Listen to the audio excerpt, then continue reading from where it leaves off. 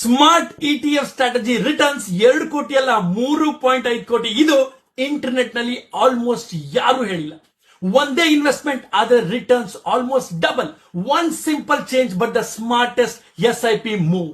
ಹೇಗೆ ಅಂತ ಗೊತ್ತಿಲ್ವಾ? 1 ಸೆಕೆಂಡ್ ಕೂಡ ಮಿಸ್ ಮಾಡಬೇಡಿ, ಕೊನೆ ತನಕ ವಿಡಿಯೋ ನೋಡಿ.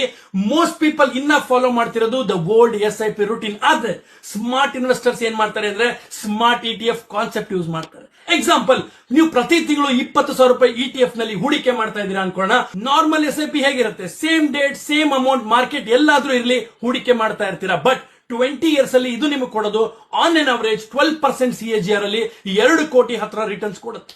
ಇಲ್ಲಿ ಸ್ಟಾಪ್ ಮಾಡಿ. ಸ್ಮಾರ್ಟ್ ಇನ್ವೆಸ್ಟರ್ ಏನ್ ಮಾಡ್ತಾರೆ ಅಂದ್ರೆ ಇಲ್ಲಿಂದ ಒಂದು ಸ್ಟೆಪ್ ಮುಂದೆ ಹೋಗ್ತಾರೆ.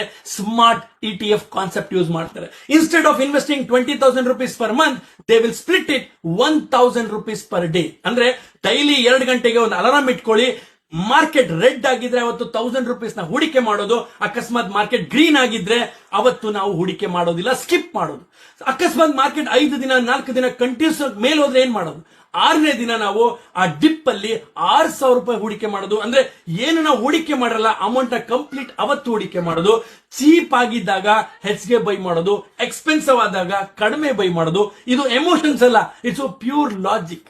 ಮಾರ್ಕೆಟ್ ಟ್ರೆಂಡ್ ಮುಖಾಂತರ ಮೂವ್ ಆಗ್ತಾ ಇರುತ್ತೆ. ಸೊ ಡಿಪ್ ಸಿಗ್ತಾನೆ ಇರುತ್ತೆ. ಆ ಡಿಪ್ ಅಲ್ಲಿ ನಾವು ಬೈಯಿಂಗ್ ಮಾಡ್ತಾ ಇರ್ತೀವಿ. ಈ ಒಂದು ಸ್ಮಾಲ್ ಚೇಂಜ್ ಮಾಡಿದ್ರು ಕೂಡ ನಿಮ್ಮ ರಿಟರ್ನ್ಸ್ ಕಂಪ್ಲೀಟ್ ಬೂಸ್ಟ್ ಆಗುತ್ತೆ.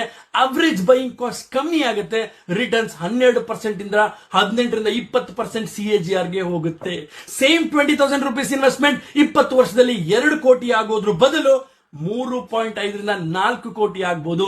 Consistency, smart execution is the real compounding. ಈ ವಿಡಿಯೋಗೆ 10,000 ಶೇರ್ಸ್ ಬಂದ್ರೆ ನಾನು ಮಾಡ್ತೀನಿ next detailed video of 1 hour. ಅದರಲ್ಲಿನ ರಿಟರ್ನ್ಸ್ ಇನ್ನ ಹೆಚ್ಚಿಗೆ ಹೇಗೆ ಮಾಡ್ಕೊಳ್ಳೋದು, ದ ಸ್ಮಾರ್ಟೆಸ್ಟ್ ವೇ ಅಂತ ನಿಮಗೆ ಹೇಳ್ಕೊಡ್ತೀನಿ ಸ್ಟೆಪ್ ಬೈ ಸ್ಟೆಪ್. ಸೊ ಈ ಸ್ಟ್ರಾಟಜಿ ನಿಮಗೆ ಯೂಸ್ಫುಲ್ ಅಂತ ಅನ್ಸಿದ್ರೆ ಶೇರ್ ಮಾಡಿ, ಲೈಕ್ ಮಾಡಿ, ಕಮೆಂಟ್ ಮಾಡಿ.